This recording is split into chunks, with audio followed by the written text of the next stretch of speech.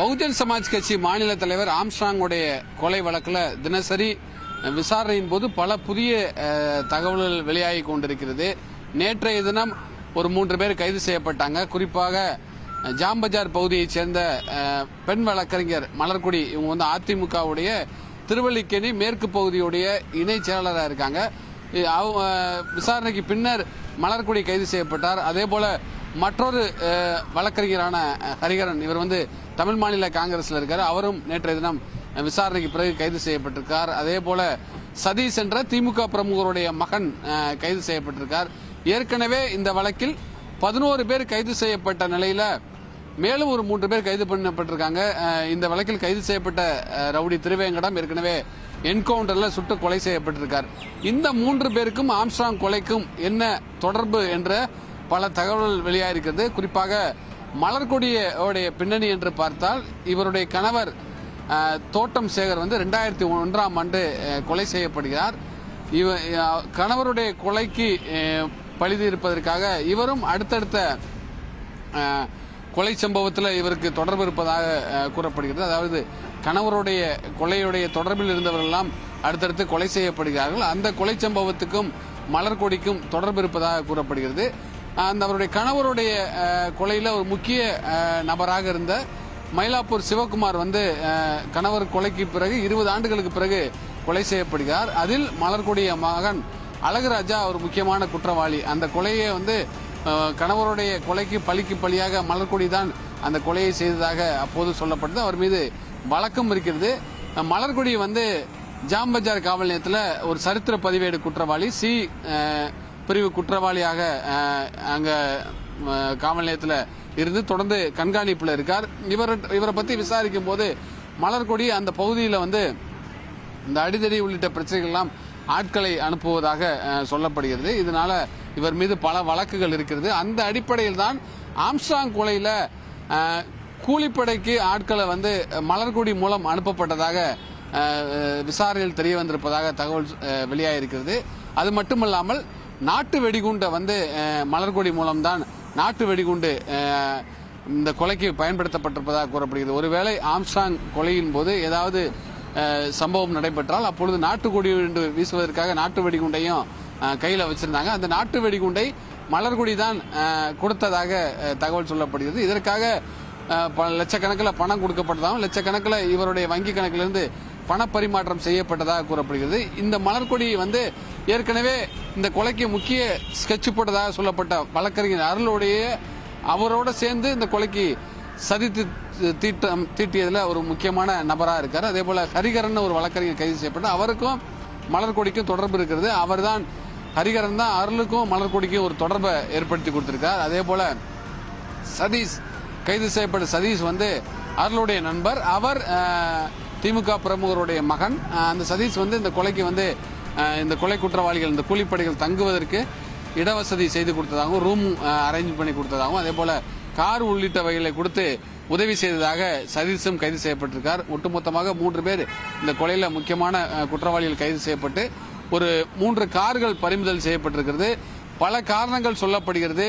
மலர்கொடி ஏற்கனவே இந்த சிவகுமார் கொலைக்கு முன்னாடி ஆம்ஸ்ட்ராங் வந்து இந்த சிவகுமார் கொலை செய்ய திட்டம் தீட்டிய போது ஆம்ஸ்ட்ராங்கோடைய தலையீட்டால வந்து சிவகுமார் பல நேரங்களில் காப்பாற்றப்பட்டதாகலாம் தகவல் சொல்லப்படுகிறது. அந்த கோபமும் இருந்ததாகவும் அதே நேரத்தில் பணம் கொடுக்கும்போது இது போன்ற கூலிப்படைகளை வைத்து ஆட்களை அனுப்பி இது போன்ற சம்பவத்திற்கு உதவி செய்திருப்பதாகவும் காவல்துறை தரப்புல தெரிவிக்கிறாங்க. அதே போல ஹரிகரன் வந்து இதுல ஒரு முக்கியமான ஒரு தொடர்புல இருக்காரு. அதாவது அருளை வந்து மலர்கொடிட்டு அறிமுகப்படுத்தியது மட்டுமல்லாமல் ஆம்ஸ்ட்ராங்க வந்து கத்தி மற்றும் அருவாள்ல மட்டும் வெட்டிட முடியாது. ஏதாவது ஒரு அசம்பாவிதம் நடந்துருச்சுன்னா நம்ம அங்கிருந்து கொலை செய்ய போனவங்க தப்பிக்க முடியாது என்ற அடிப்படையில் நாட்டு வெடிகுண்டும் கையில் இருக்கணும் அப்படிங்கிற மாதிரி இவர் தான் அதுக்கான பிளானை போட்டு கொடுத்ததா சொல்லப்படுகிறது. நாட்டு வெடிகுண்டை மலர்கொடியிட்ட இருந்து ஹரிகரன் தான் வாங்கி இந்த கொலை கும்பல்கிட்ட கொடுத்ததா சொல்லப்படுகிறது. இதுவரை 14 பேர் கைது செய்யப்பட்டிருக்காங்க. மேலும் சிலர்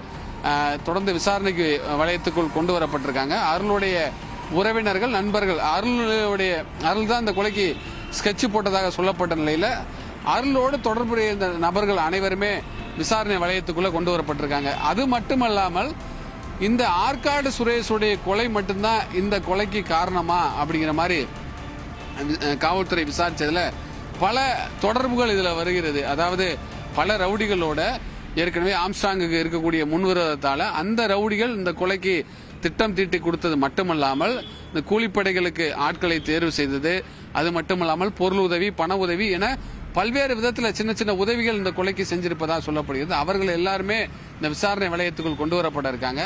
வடசென்னையில் இருக்கக்கூடிய ஒரு முக்கியமான பிரபல ரவுடியாக இருந்தவர் தற்பொழுது சிறையில் இருக்கார். அவரும் இந்த கொலையில் ஏதாவது தொடர்பு இருக்கா என்ற கோணத்தில் காவல்துறை விசாரிக்கிறாங்க. பல முக்கிய ரவுடிகள், அதாவது A++ ரவுடிகள் இருக்காங்களா, அந்த மாதிரி பெரிய ரவுடிகள், முக்கியமான ரவுடிகள், பிரபல ரவுடிகளுக்கு இதில் ஏதாவது தொடர்பு இருக்கிறதா? ஏன்னா ஒரு ஆம்ஸ்ட்ராங் ஒரு மாநில கட்சியுடைய மாநில தலைவராக இருக்கக்கூடிய ஆம்ஸ்ட்ராங் அவருடைய வீட்டின் அருகே தொடர்ந்து கண்காணித்து கொலை பண்ணியிருக்காங்கன்னா அதுக்கு ஒரு பெரிய திட்டம் இருக்கும், இதுக்கு பெரிய ஒரு கும்பல் இருக்கலாம், இதுக்கு பெரிய ஒரு பின்னணி இருக்கலாங்கிற அடிப்படையில் தான் காவல்துறை விசாரணை மேற்கொண்டு வர்றாங்க. தொடர்ந்து நபர்கள் கைது செய்யப்பட்டு வந்தாலும் எல்லா கட்சியிலும், அதாவது பிரபல முக்கியமான கட்சியில் இருக்கக்கூடிய நபர்கள் எல்லாம் இந்த கொலையில தொடர்புல இருக்காங்க.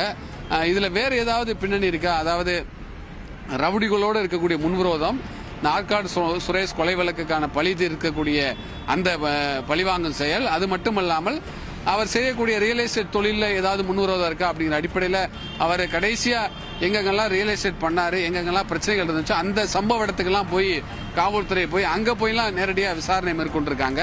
அது மட்டுமல்லாமல் ஆம்ஸ்ட்ராங்குடைய செல்போன்ல வந்து தொடர்ந்து பல மாதங்களுக்கு முன்னாடி யாரெல்லாம் பேசியிருக்கா, அதுல பேசுனதுல இது மாதிரி ரவுடி கும்பலை சேர்ந்தவங்க ஏதாவது மிரட்டும் தொழில பேசியிருக்காங்களா, அது போன்ற நபர்கள் பேசியிருக்காங்களா, ஏதாவது பிரச்சனைக்குரிய ரியல் எஸ்டேட் பிரச்சனைக்குரிய நபர்கள் பேசியிருக்காங்களா அப்படிங்கிற மாதிரி அந்த டெலிபோன் நம்பர், அதாவது செல்போன் எண்கள்லாம் வைத்து காவல்துறை வந்து அந்த பட்டியலை சேகரித்து விசாரிச்சு வர்றாங்க. அதாவது இந்த ஆற்காடு சுரேஷ் உடைய கொலைக்கு பழிக்கு வாங்குவதற்காக இந்த கொலை செய்யப்பட்டதாக கூறப்பட்டாலும் இதனுடைய பின்னணியில் பல தகவல்கள் வெளியாவதற்கான வாய்ப்பு இருக்கிறது. அந்த அடிப்படையில் தான் காவல்துறையுடைய விசாரணை தற்போது தீவிரப்படுத்தப்பட்டிருக்கு. 10 தனிப்படைகள் வந்து பல்வேறு கோணங்களில் விசாரிக்கிறாங்க.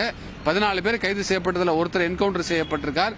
முக்கியமான குற்றவாளிகளாக ஏற்கனவே கைது செய்யப்பட்டு சிறையில் இருக்கக்கூடிய அருள், திருமலை, ஆற்காடு சுரேஷுடைய சகோதரர் பாலு, அந்த பொன்னை பாலு, 3 பேரையும் வந்து மீண்டும் கஸ்டடி எடுத்து விசாரிப்பதற்கும் காவல்துறை முடிவு பண்ணியிருக்காங்க. தொடர்ந்து ரகசிய இடத்துல இந்த கைது செய்யப்பட்ட நபர்களிடம் விசாரணையானது மேற்கொள்ளப்பட்டு வருகிறது. சந்தேகப்படக்கூடிய நபர்கள்ட்ட விசாரணையானது மேற்கொள்ளப்பட்டு வருகிறது.